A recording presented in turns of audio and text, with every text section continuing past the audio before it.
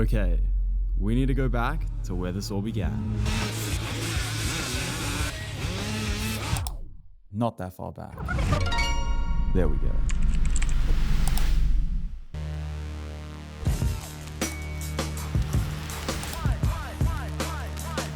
So I figured I'd put this little series together, basically documenting how I plan to go from knowing absolutely nothing about game dev to releasing a full-fledged game. So if you pretty much came to me about a year ago and said, hey, what do you know about making games? The answer would be pretty much next to nothing. But if you ask me that same question today, well, I probably still don't know much at all. But to be fair, I am actively working on the exact kind of game I've always wanted to play.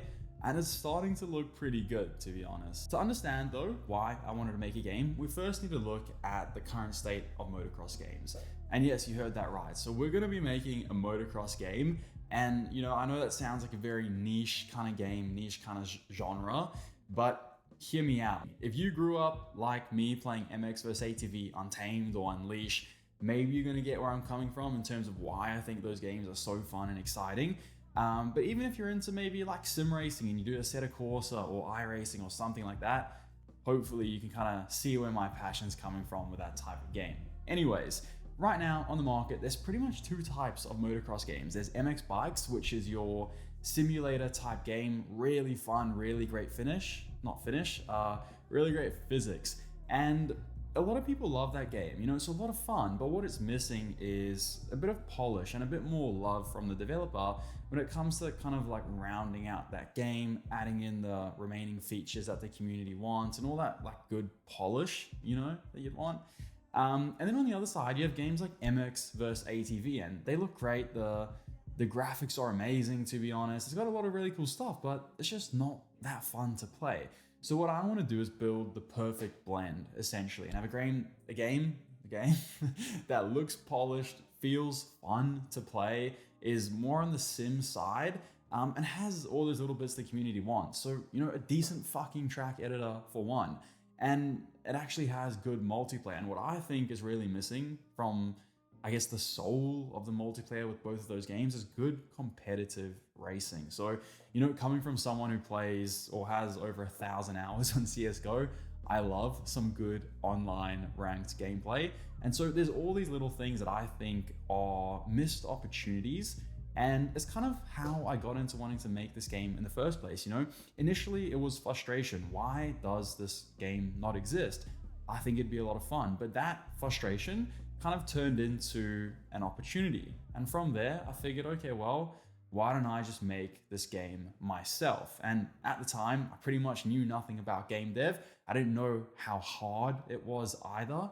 And that ignorance is probably the only reason I actually started in the first place. Learning game dev is not glamorous. Initially, I spent so much time just trying to figure out what the hell I was actually looking at. Because the first time you go and download Unreal and you jump into the tool, all these settings, buttons, new terminology, it's kind of like getting into the cockpit of a spaceship. Just feeling very overwhelmed. So, initially I spent a couple hours just figuring out what I was looking at, what is a blueprint, following along all these different tutorials to get a grasp of the basics. One thing though that I did learn really early on that ended up being very important kind of through this whole process was learning how to actually prioritize. And so the first rule that I kind of came up with was don't waste time on anything that's not immediately important. And what I mean by that is that if you can learn something later, learn it later. So whenever you follow a tutorial, like these beginner tutorials, everyone spends like 20 minutes on lighting. Who cares? Obviously I want nice cinematic lighting early on. Well, actually, no, not early on. You want nice cinematic lighting at the end of the game when everything is kind of polished and looking great.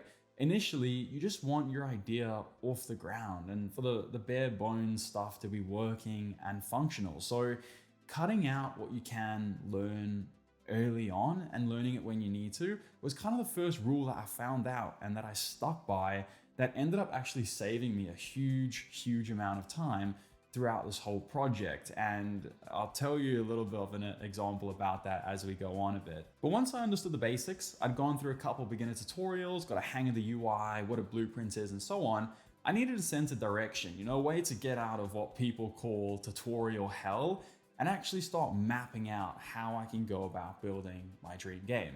So what I figured is, well, I can't just immediately start building this game.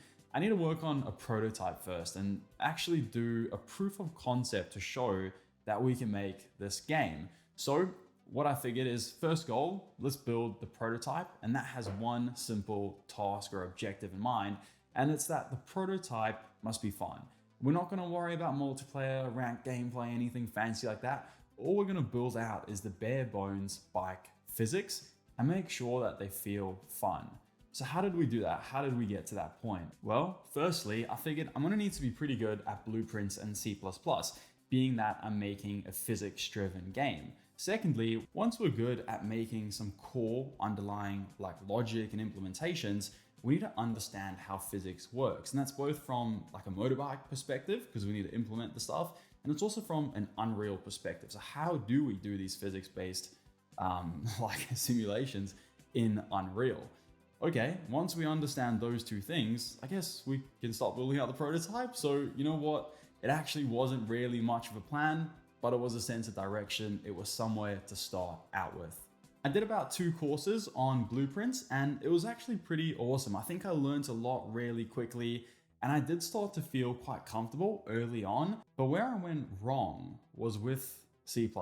Now, it cringes me talking about this right now, but what I did is I assumed C++ was going to be really important. So I have a little bit of programming experience from university. You know, I did Python, I did C, but I was pretty new to C++.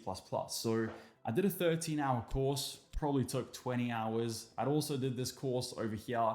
And you know what? By the end of them, I felt like a fucking gun. I felt pretty good with C++, probably a bit too confident.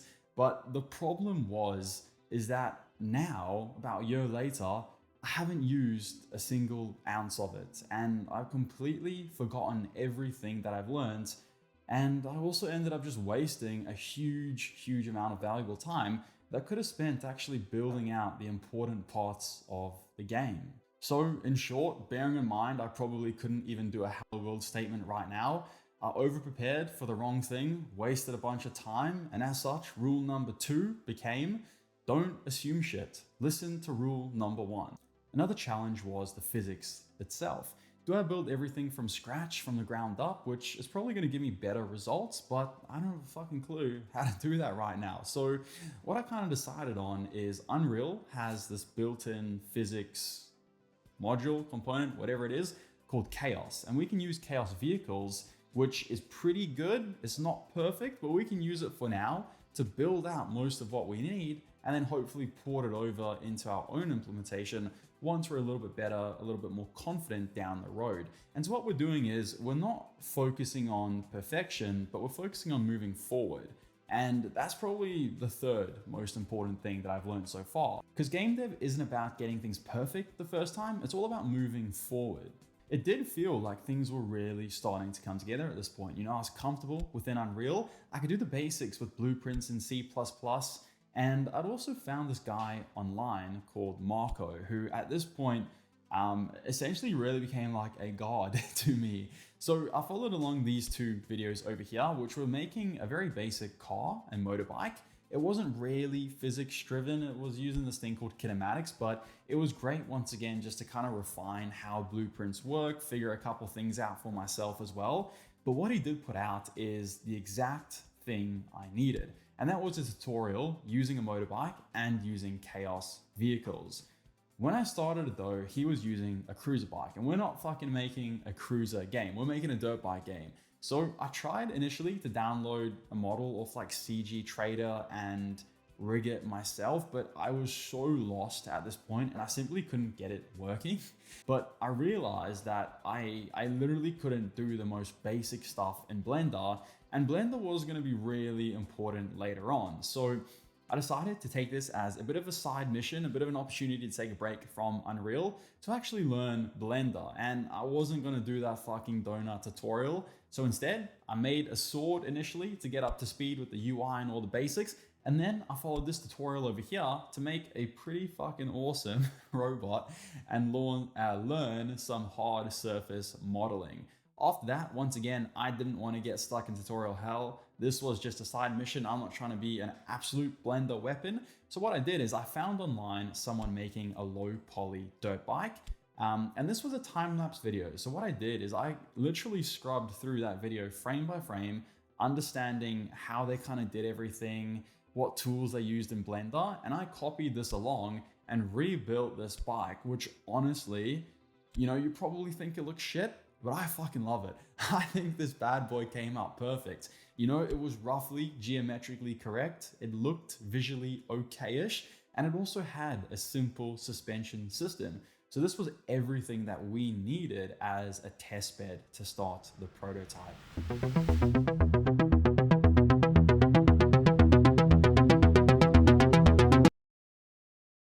So there it was. I'd followed along the basics of Unreal. I'd now gone on a side mission and learned Blender and had a dirt bike. And I imported that all into Unreal, following along Marco's tutorial. And there we had it. She was all ready.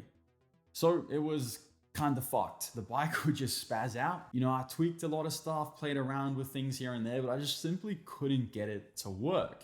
So I checked the YouTube comments. Obviously someone would have ran into this issue, right? And, you know, fortunately there were a lot of people that had this issue. So I began reading, checking the comments, and not one solution. You know, the absolute fucking classic, right? Anyways, I wasn't gonna let the project die here. I'd probably wasted a couple weeks at this point just trying to figure out why the bike was spazzing out. So I put on my detective hat and I wanted to contact Marco and get like some actual help from the man himself. The thing is though, he didn't have any of his contact information listed, not an email, not a Slack, not a Slack, but not a Discord or anything like that. So I hunted the man down, found him on LinkedIn, DM'd him, got his Discord, and started messaging him on there. And to his credit, he was actually really, really friendly and super helpful. I mean, this guy, without him, I don't think I would have actually got very far at all in this project, right? But even with his help, he didn't quite understand the problem I was trying to explain, and he helped me with a couple other things, but I was still kind of left in the dark. And to be honest, things were starting to feel hopeless. And I kind of understood why a lot of other people seem to give up at this point and, you know, let their dreams, let their goals die. But that wasn't going to be me. If there's one thing I've learned, it's that you don't have to be the smartest person, you just have to be the most persistent. And so I kept tweaking, kept playing around, and eventually what I realized, if you slowed everything down, the bike wasn't spazzing out. It was trying to drive sideways. So either to the left or to the right, whether you're going forward or backwards.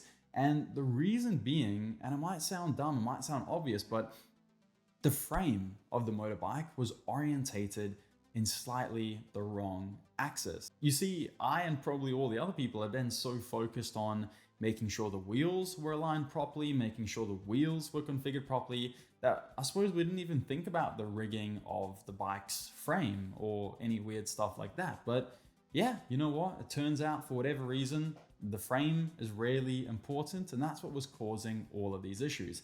And now, just to hopefully help with someone else's suffering, I put the solution in the comments of the video to hopefully help out the next person. And after fixing this all up, we actually had something. Now, it wasn't great. This isn't a playable motocross game, but we had the very basics and the very start to our prototype.